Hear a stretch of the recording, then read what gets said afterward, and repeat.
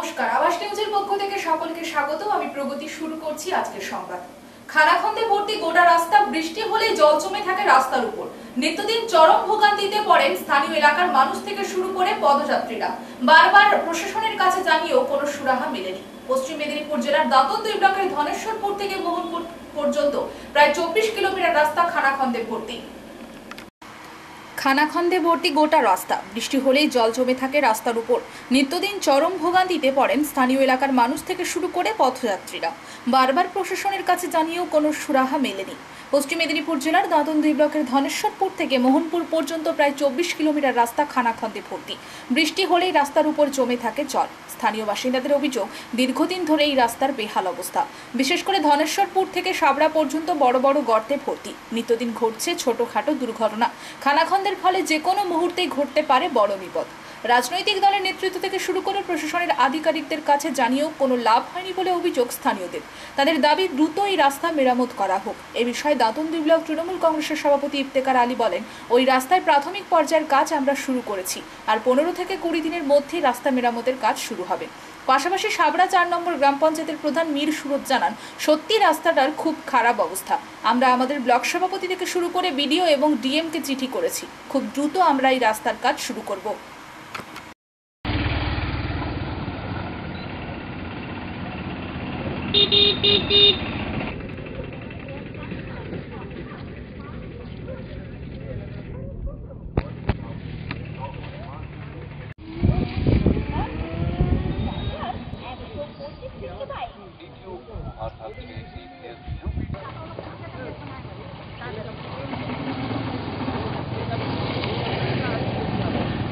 Bike প্রেমী বন্ধুগণ, আপনাদের জন্য সুখবর, আনন্দ সংবাদ। ঠাকুরদার ইভেন্ট শোরুম একটি হেলমেট, একটি ব্লুটুথ হেডফোন নিশ্চিত উপহার। আপনাদের বাড়িটি কোথায় দাদা?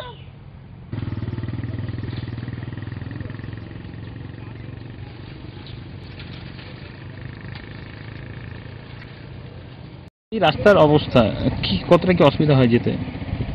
খুবই অসুবিধা হয় আমাদের গাড়ি চালাতে বা আমাদের টোটো চালাতে। যে কোনো গাড়ি বা এতে চালাতে গর্তগুলো মানে প্রবলেম হয় গর্তগুলোর কাছে মেরামত বা রাস্তাগুলো যদি ঠিক হয়ে ভালো হয়। যে কোনো সময় তো একটা দুর্ঘটনা ঘটতে পারে। যে কোনো সময় দুর্ঘটনা ঘটতে পারে। তাই প্রশাসনের কাছে বিনীত অনুরোধ জানাচ্ছি, রাস্তাটা খুবই দ্রুত যেমন কাজ হয়ে যায়। রাস্তাটা পুরো রাস্তাটাই এরকম অবস্থা? হ্যাঁ, পুরো রাস্তাটা মিনিমাম খড়ি পর্যন্ত আমাদের রাস্তাটা খুবই এইরকম, ঠাকুরদা থেকে খড়ি পর্যন্ত। কি নাম? আমার নাম রঞ্জন দাস। মোহনপুর যে 27 কিলোমিটার রাস্তা, পুরো রাস্তাটাই বেহাল অবস্থা এবং সাবড়া ঢুকতে গেলেও চরম দুর্ভোগে পড়তে হয় সাধারণ মানুষকে। কি পদক্ষেপ নেওয়া হচ্ছে? হ্যাঁ, আপনি ঠিকই বলেছেন, এটা আমরা ভিডিওকে বলেছি এবং আমি ব্যক্তিগত এমএলএকেও বলেছিলাম, এমএলএ সাহেব নিজে দেখেছেন এবং আমাদের পলিটিক্যাল লেভেলে জেলা সমিতিকেও বলেছি। ওনারা সবাই দেখছেন। ঠিক আমাদের জেলা যিনি পূর্ত কর্মদক্ষ নির্মল ঘোষরা, ওনার সঙ্গে আমার কথা হয়েছে। উনি আমাকে সেদিন বললেন ওই রাস্তাটি ধনেশ্বরপুর থেকে মোহনপুর যে রাস্তাটি প্রায় 24 কিলোমিটার, সেই রাস্তাটি স্যাংশন হয়েছে, রিপেয়ারিংয়ের স্যাংশন হয়েছে। বেহাল অবস্থা, অনেক মানে রাস্তাগুলো হয়ে গেছে, 1 কোটি টাকা স্যাংশন হয়েছে, কাজ করতে। এই রাস্তার কি অবস্থা রয়েছে? কতটা অসুবিধা? রাস্তার অবস্থা খুব খারাপ। ধনেশ্বরপুর থেকে মোহনপুর পর্যন্ত খুব অবস্থা খারাপ, অ্যাম্বুলেন্সে পেশেন্ট যেতে পারছে না। ফের মাওবাদীদের নাম করে পোস্টার বেলপাহাড়িতে। ভুয়ো এই পোস্টারের পেছনে বেআইনি এক কারখানার মালিকের হাত আছে বলে সন্দেহ গোয়েন্দাদের।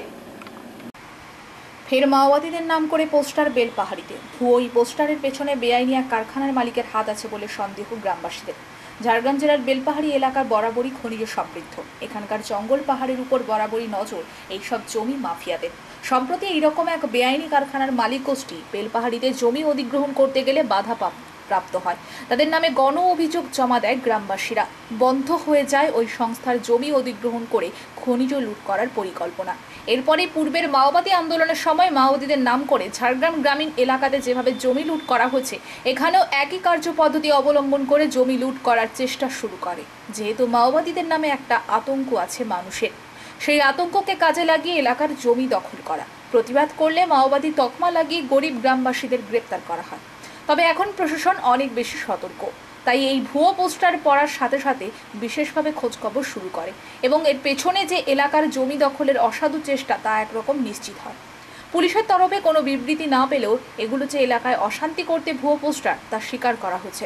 বেলপাহাড়ি থানার ভুলাবেদা অঞ্চলের চরকপাহাড়ি ও চিরুকোড়া গ্রামের রাস্তার ধারে এই পোস্টারগুলো সকালে দেখা যায়, পরে পুলিশ সেগুলো উদ্ধার করে।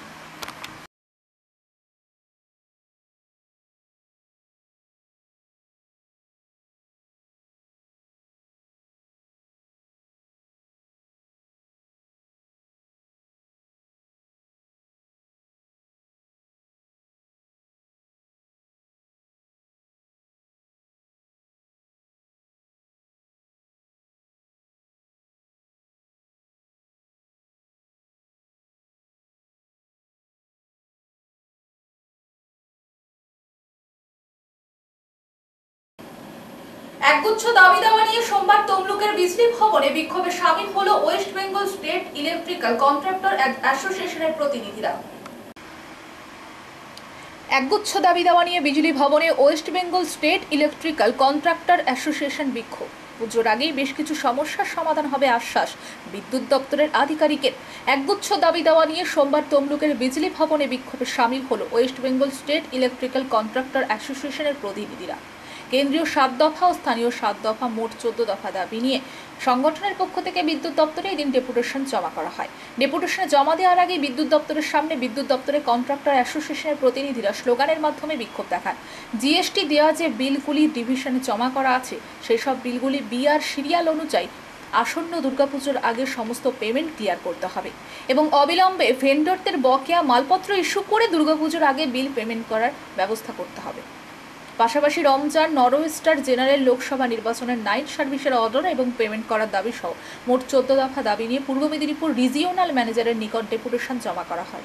তবে 14 দফা দাবির মধ্যে বেশ কিছু সমস্যা পুজোর আগেই মিটিয়ে দেওয়া হবে, এমনটাই জানান পূর্ব মেদিনীপুর রিজিওনাল ম্যানেজার রঞ্জিত কুমার মণ্ডল। দেওয়া যে সমস্ত বিল ডিভিশনগুলিতে জমা আছে সিরিয়াল অনুযায়ী সমস্ত বিল দিতে হবে। অবিলম্বে ভেন্ডারদের সমস্ত মালপত্র ইস্যু করে পেমেন্ট ক্লিয়ার করতে হবে। অনুরূপ টাল বাহানা মানছি না, মানবো না। WBSCCA পূর্ব মেদিনীপুর জেলা ইউনিট জিন্দাবাদ। একটি ধর্মীয় সভায় ফিরহাদ হাকিমের মন্তব্যের প্রতিবাদে নন্দীগ্রামের টেমগুয়া মোড়ে বিজেপির পক্ষ থেকে কলকাতার পৌরপ্রধান ফিরহাদ হাকিমের কুশপুতুল দাহ বিক্ষোভ কর্মসূচি করা হয়।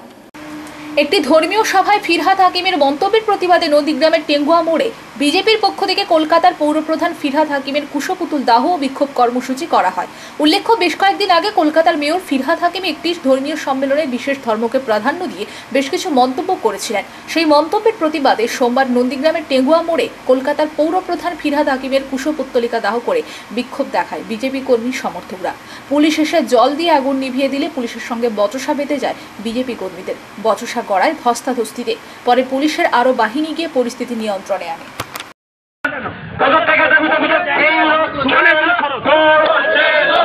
পশ্চিমবঙ্গে অবিলম্বে গণতান্ত্রিক পরিবেশ ফিরিয়ে আনতে হবে। অবিলম্বে পশ্চিমবঙ্গে গণতান্ত্রিক পরিবেশ ফিরিয়ে আনতে হবে।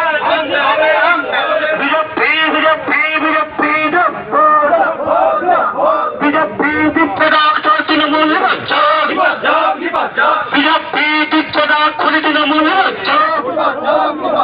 অবিলম্বে পশ্চিমবঙ্গে গণতান্ত্রিক পরিবেশ ফিরিয়ে আনতে হবে। অবলম্বন মেয়রের পদক থেকে দাবিতে বিজেপি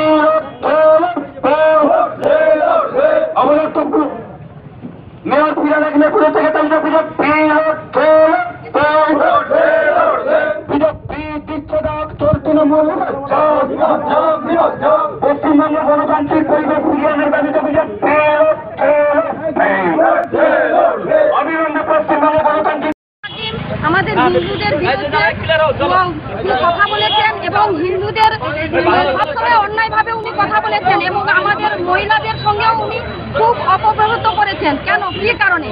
আমরা হিন্দুরা তো কোনোদিন মুসলমানের উপরে কোনোদিন খারাপ ব্যবহার করিনি, উনি কেন করবে আমাদের উপরে খারাপ ব্যবহার? তাই আমরা এই পুতুল নিয়ে দাহ করেছিলাম, আমাদের সফল হয়েছে। আমরা যে করেছিলাম আমরা সফল হয়েছি। ভারতীয় জনতা পার্টি সবসময় অন্যায়ের প্রতিবাদ করেছে, আগেও করেছে। আজকে দেখলাম এই কর্মসূচি চালাতে দেখাটা মাঝ রাস্তায় আছে। ওনারা তো তৃণমূলের চটি চাটা পুলিশ। ওনারা এটা করবে না? ওনাদের মমতা ব্যানার্জি বসে আছে, ওনারা টাকা দিতে পারবে না? ওনাদেরকে এখান থেকে ট্রান্সফার করে দেবে, তাই ওনারা এরকম করছেন। ওনারা চটি চাটা পুলিশ, ওনাদের তৃণমূলের বেশি দিন সময় আর নেই। ওনাদেরকে এটাও মনে রাখতে হবে, আমরা ভারতীয় জনতা পার্টি, আমরা দল ক্ষমতায় আসবো, আজও আছি এবং পরেও আসবো, কিন্তু ওনাদের এটা মনে রাখতে হবে যে ওরা আমাদের অধীনেও ওনাদেরকে কাজ করতে হবে। আমার নাম মামনি জানা, নন্দীগ্রাম মন্ডলের মহিলা। মাইকিং করে গ্রামের এক পরিবারকে একঘরে করে রাখার ঘোষণা পূর্ব মেদিনীপুর জেলার ভূপতিনগরে। পরিবারের লোকজনের সাথে গ্রামের কাউকে কথা বলতে নিষেধ করা হলো মাইকিং করে। অভিযোগ পেয়ে গ্রামের পঞ্চায়েত সদস্যের স্বামী সহ 4 জনকে গ্রেফতার করেছে ভূপতিনগর থানার পুলিশ। করে গ্রামের এক পরিবারকে একঘরে করে রাখার ঘোষণা পূর্ব মেদিনীপুর জেলার ভূপতিনগরে। পরিবারের লোকজনের সাথে গ্রামের কাউকে কথা বলতে নিষেধ করা হলো মাইকিং করে। অভিযোগ পেয়ে গ্রামের পঞ্চায়েত সদস্যের স্বামী সহ 4 জনকে গ্রেফতার করেছে ভূপতিনগর থানার পুলিশ। পূর্ব মেদিনীপুর জেলার ভূপতিনগর থানার দক্ষিণ বারান্দা গ্রামের বাসিন্দা ননী দলুই। গ্রামের সালিশি সভার সিদ্ধান্ত অনুসারে মাইকিং করে গতকাল গ্রামে জানানো হয় ননী দলুইয়ের পরিবারের সাথে যেন গ্রামবাসী কথা না বলেন, কোনো লেনদেন না করেন। স্থানীয় সূত্রে জানা গেছে গ্রামবাসীদের সাথে জায়গা জমি সংক্রান্ত বিবাদ ঘিরে গত কয়েক মাস ধরেই ঝামেলা চলছে ওই ব্যক্তির। তবে ননী দলুই ও তার পরিবারের অভিযোগ, তৃণমূল কংগ্রেস করার অপরাধে বিজেপির পঞ্চায়েত সদস্য, তার স্বামী ও গ্রামবাসীরা তাদের বয়কটের ডাক দিয়েছে, জল বিদ্যুৎ বন্ধের হুমকি দিয়েছে। গতকাল মাইকিং করেছে গ্রামবাসীদের আমাদের সাথে কথা না বলার জন্য। বাড়িতে গাই দল আমরা এই দুধে 2 জন থাকি, আমরা বিক্রি করি। এটা গ্রামের সিদ্ধান্ত অনুযায়ী বলেছে যে দুধ গ্রামে কাউকে দেওয়া যাবে না, ওদের বাড়িতে কেউ দুধ নেবে না, যে নেবে তাদেরকে 50,000 টাকা জরিমানা দিতে হবে, আর ওদের সাথে কেউ কথা বলবে না। এই জন্য দুধও বিক্রি হয় না, সব দুধ আমাদের বাড়িতে থাকে। গ্রাম থেকে আপনাদের বয়কট করেছে? হ্যাঁ, গ্রাম থেকে বয়কট করেছে, মাইক দিয়ে ক্যানভাস করেছে যে ওদের বাড়িতে কেউ যাবে না কিছু। এটা কতদিন ধরে চলছে? আজকের এটা শুরু হচ্ছে 3 মাস ধরে, আজকে 4 মাস পড়েছে। 4 মাস আমাদের উপরে শুধু টর্চারিং করে যাচ্ছে, শুধু টর্চারিং করে যাচ্ছে।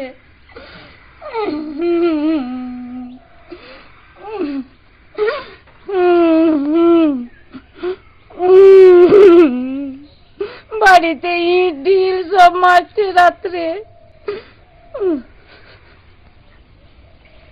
বলুন।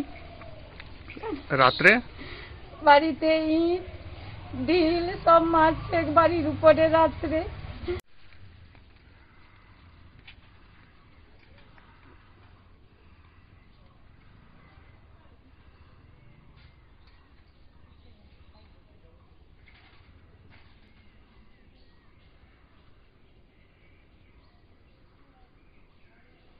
কুদবো, গাড়বো আর অন্যান্য ভাষা যা আছে বলতে, তার জন্য ওনার স্বামী স্ত্রী 2 জনকে ডাকা হয়। আমাদের যেমন সালিশ হয় গ্রামে, ওই সালিশ আমাদের গ্রামে যেমন সালিশ হয়, ওই সালিশ করার জন্য একবার ডেকেছিলাম, আসেনি। আবার একবার ডাকলাম, 2বারের বেলা ডাকলাম, আসেনি। তখন বলে আসেনি, একটা সমস্যার সমাধান তো আমাদের করতে হবে, কারণ গ্রামবাসীদের উপরে এমন কদার্থ কথাবার্তা বলেছে। তারা আমার উপরে আবেদন করে যে আপনি তো পঞ্চায়েত, আপনি কিছু করুন, আমরা তো 2বার ধরে ডাকছি আসে না, তাহলে আমরা কি করব। তা ওরা ভয় দেখালো যে আমরা তাহলে জল বন্ধ করে দেবো আর রেশন বন্ধ করে দেবো, কিন্তু জল রেশন কিছুই বন্ধ করেনি, ভয় দেখানোর সাময়িক ছিল। দুধ বন্ধ করে দিয়েছেন? হ্যাঁ, না বাড়িতে উঠতে দিচ্ছেন না কাউকে? বাড়িতে উঠতে দিচ্ছেন না কাউকে না। টিএমসি করার অপরাধে ওকে বয়কট করা হয়েছে। কথা বলাটা বয়কট করেছেন, টিএমসি করার অপরাধে বয়কট করেছেন? না, কোনো পার্টিতে নয়, কোনো পার্টি। ওরা তো বলছে আপনার নামে অভিযোগ করছে। না না, কোনো পার্টি নয়। আমাদের গ্রামীণ সমস্যা যেমন আমাদের বিচার আচার হয়, সেই বিচারে সামান্য এটা। তারপরে ওকে ভয় দেখানোর জন্য যে তোমাদেরকে জল বন্ধ করে দেওয়া হবে তোমার পরিবারটাকে, কিন্তু কিছুই করেনি। জল নিচ্ছে, খাচ্ছে, সবই করছে। গতকাল মাইকিংটা কিসের জন্য হয়েছিল? মাইকিংটা ওকে আবার একবার ডাকা হয়েছিল, যে আমাকে আবেদন করছিল যে দিদি ওনা তো আসছে না, তাহলে একটু মাইকিং করি যাতে ও যদি ভয়ে আসে, এই বলে এই অপরাধ আর কি, এই মাইকিং করাটাই অপরাধ হয়েছে। তার অনির্দিষ্টকালের জন্য হিমঘরগুলিতে চলছে কর্মবিরতি। সোমবার থেকে হিমঘর থেকে নামানো হবে না কোনো আলু, ঘোষণা পশ্চিমবঙ্গ প্রগতিশীল আলু ব্যবসায়ী সমিতি ও পশ্চিমবঙ্গ হিমঘর অ্যাসোসিয়েশনের। অনির্দিষ্টকালের জন্য হিমঘরগুলিতে চলছে কর্মবিরতি। সোমবার থেকে হিমঘর থেকে নামানো হবে না কোনো আলু, ঘোষণা পশ্চিমবঙ্গ প্রগতিশীল আলু ব্যবসায়ী সমিতি ও পশ্চিমবঙ্গ হিমঘর অ্যাসোসিয়েশনের। তাকে অমান্য করে চন্দ্রকোনার একটি হিমঘরের শেডে আলু নামানোকে কেন্দ্র করে হিমঘর কর্তৃপক্ষের সাথে ব্যবসায়ী সমিতির মধ্যে বেঁধে যায় তুমুল বচসা, কথা কাটাকাটি। পরিস্থিতি সামাল দিতে হিমঘরে বৈঠকে উভয় পক্ষ। ঘটনা পশ্চিম মেদিনীপুর জেলার চন্দ্রকোনা 1 নম্বর ব্লকের লক্ষ্মীপুর গ্রাম পঞ্চায়েতের বকছড়ি খান হিমঘরের। জানা যায়, কর্মবিরতি থাকা সত্ত্বেও বকছড়ি এলাকার এই হিমঘরের শেডে আলু নামার খবর পেয়ে তড়িঘড়ি হিমঘরে পৌঁছান পশ্চিমবঙ্গ প্রগতিশীল আলু ব্যবসায়ী সমিতির চন্দ্রকোনা টাউন ইউনিটের পদাধিকারী সহ জেলার পদাধিকারী ও সদস্যরা। হিমঘরের সমিতির আধিকারিকরা পৌঁছাতেই শুরু হয়ে যায় হিমঘর কর্তৃপক্ষের সাথে ব্যবসায়ী সমিতির তুমুল বচসা থেকে কথা কাটাকাটি। পরিস্থিতি সামাল দিতে এই মুহূর্তে উভয় পক্ষে হিমঘরে বৈঠকে বসে দীর্ঘ বৈঠকের পর বেরিয়ে আসে সমাধান সূত্র। কোল্ড স্টোর কর্তৃপক্ষ মাল নামাবে না বলেই জানিয়ে দেয়। যদিও এই বিষয়ে স্টোর মালিক গফুর খান ক্যামেরার সামনে কিছু বলেনি, তবে তিনি জানিয়েছেন সমস্যার সমাধান হয়ে গিয়েছে।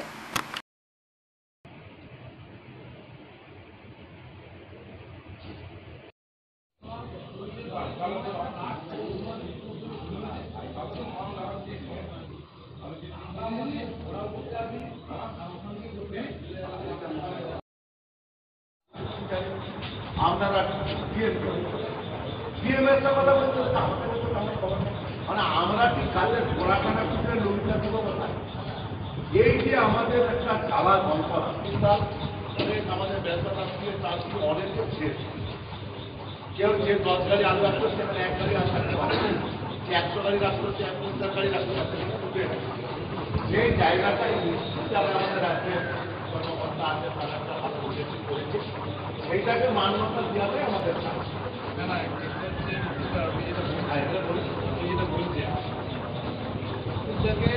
আপনি আলু সম্বন্ধে মায়ের